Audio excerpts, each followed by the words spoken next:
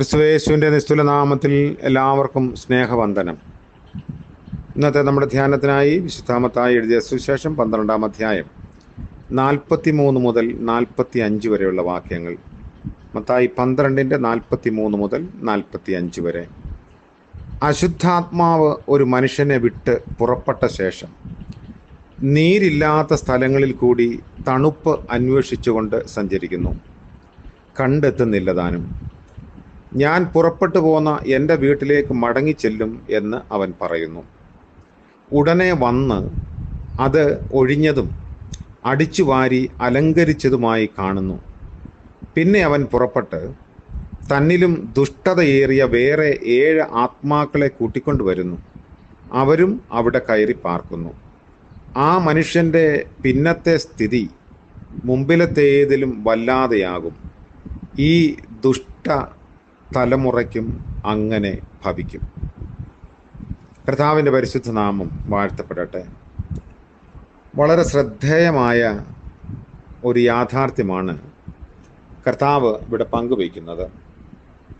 അശുദ്ധാത്മാവ് വിട്ടുപോയ ഒരുവനോട് കർത്താവ് ദുഷ്ടതലമുറയെ സാദൃശീകരിക്കുകയാണ്. അശുദ്ധാത്മാവ് സ്വസ്ഥത കിട്ടാതെ മടങ്ങി വരുന്നു. അത് മടങ്ങി വന്നു. അപ്പോൾ ഒഴിഞ്ഞതും അടിച്ചുവാരി അലങ്കരിച്ചതുമായ ആ ഇടം കാണുകയും അതിലാരും പാർക്കാൻ ഇല്ല എന്നുള്ളതും ശ്രദ്ധേയമാണ്. ബാഹ്യമായി അത് നല്ലതായി കാണുന്നു. അതുകൊണ്ട് തന്നിലും ദുഷ്ടതയേറിയ വേറെ 7 ആത്മാക്കളുമായി വന്ന് അവനിൽ പ്രവേശിക്കുന്നു. അവൻ്റെ ഒടുവിലത്തെ നില ആദ്യത്തേതിലും വഷളായി പോകും. ഇത് ഇസ്രായേലിനെ സാത്താൻ അന്തിമമായി എതിർക്കുന്നതിനെയും വിഗ്രഹ സേവയ്ക്ക് നിർബന്ധിക്കുന്നതിനെയും കാണിക്കുന്നു. അതായത് ഒരു ആൻറ്റി ക്രൈസ്റ്റ് എന്ന ഒരു വിശ്വാസം നിലനിൽക്കുമ്പോൾ, അതായത് ക്രിസ്തുവിനെതിരായ ശക്തികളെല്ലാം ആൻറ്റി ക്രൈസ്റ്റാണ്. അപ്പോൾ ആ ഒരു കാലത്ത് ഏറ്റവും വഷളായ നിലയിൽ വിഗ്രഹാരാധന യെരുശലേമിൽ ഉണ്ടായിരിക്കും. ആ ദിവസങ്ങളെ ബന്ധിക്കുന്ന ചിത്രം യെഹെസ്കേൽ പ്രവാചകന്റെ പുസ്തകം 8-ാം അധ്യായം 5 മുതലുള്ള വാക്യങ്ങളിൽ രേഖപ്പെടുത്തിയിട്ടുണ്ട്. വെളിച്ചം കണ്ടെങ്കിലും ജീവൻ പ്രാപിക്കാതെ വെളിച്ചത്തിൽ നിന്നും പിന്തിരിയുന്നവൻ്റെ ഒരു ചിത്രമാണ് ഇവിടെ കാണുന്നത്. ഒരിക്കൽ ബാഹ്യമായ ഒരു വ്യത്യാസം വന്നു എന്നത് ശരിയാണ്. എന്നാൽ ഹൃദയത്തിൽ മാറ്റം വന്നില്ല.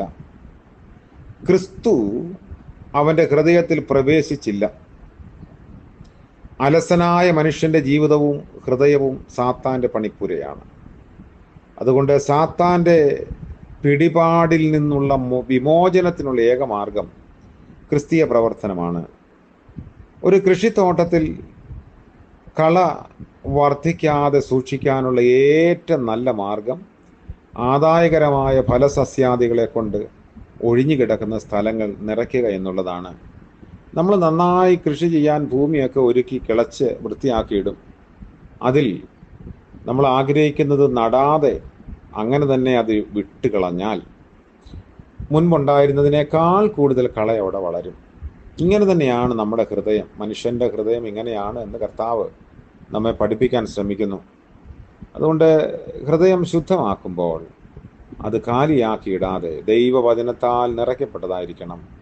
എങ്കിൽ മാത്രമേ അവിടെ സാത്താൻ്റെ കള മുളച്ചു വരാതിരിക്കാൻ സാധിക്കുകയുള്ളൂ.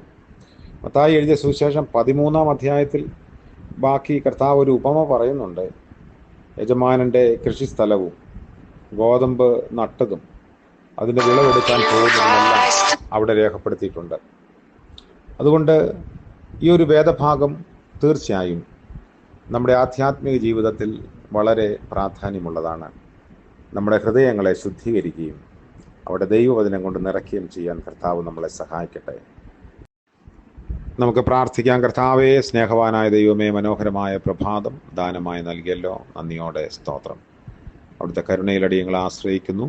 ഇന്നത്തെ പകൽക്കാലം ശുദ്ധമായ ഹൃദയത്തോടെ ദൈവവചനത്തിൽ അടിസ്ഥാനപ്പെട്ട് ജീവിപ്പാൻ ഞങ്ങളെ സഹായിക്കണമേ. മറ്റ് സാത്താൻ്റെ കളകൾ ഞങ്ങളുടെ ഹൃദയങ്ങളിൽ വീഴാതെ വണ്ണം സൂക്ഷിപ്പാനുള്ള കൃപ നൽകണമേ. യേശു മിശിഹായുടെ നാമത്തിൽ പ്രാർത്ഥന കൃപയോടെ കേൾക്കുമാറാകണമേ. ആമേൻ. ത്രിയേക ദൈവത്തിൻ്റെ അനുഗ്രഹവും കാവലും നമ്മോടുകൂടെ ഇന്നും എന്നേക്കും ഉണ്ടായിരിക്കുമാറാകട്ടെ. ആമേൻ.